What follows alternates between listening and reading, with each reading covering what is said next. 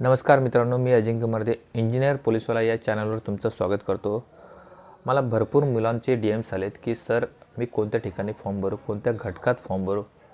तर मी आज तुम्हाला रिॲलिटी सांगतो। तुम्ही रोज इंस्टाग्रामवरती, फेसबुकवरती, यूट्यूबवरती पाहत असेल की कोणत्या ठिकाणी किती टोकन नंबर आले। ज्या ठिकाणी कमी टोकन नंबर आले त्या ठिकाणी आपण फॉर्म भरूया।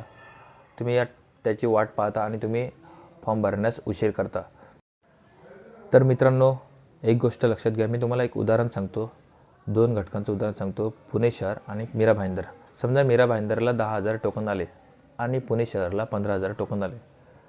पण मीरा भाईंदरला 10,000 टोकन आले आणि 400 उमेदवार हे चांगले प्रॅक्टिस आणि अभ्यास करणारे आहेत आणि पुणे शहराला 15,000 टोकन आलेत आणि त्या ठिकाणी फक्त 200 उमेदवार आलेत चांगले प्रॅक्टिस करणारे आणि अभ्यास करणारे।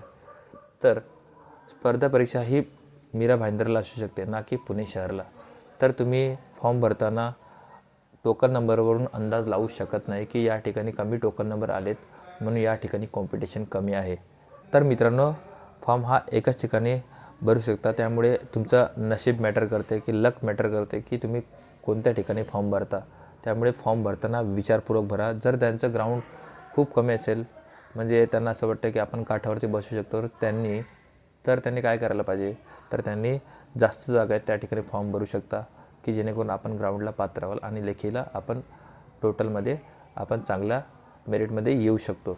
तर मित्रांनो, तुम्हाला व्हिडिओ आवडला असेल तर आपल्या मित्रापर्यंत नक्की पोचवा आणि अशाच उपयुक्त पोस्टसाठी आपल्या चॅनलला नक्की सबस्क्राईब करा। जय हिंद।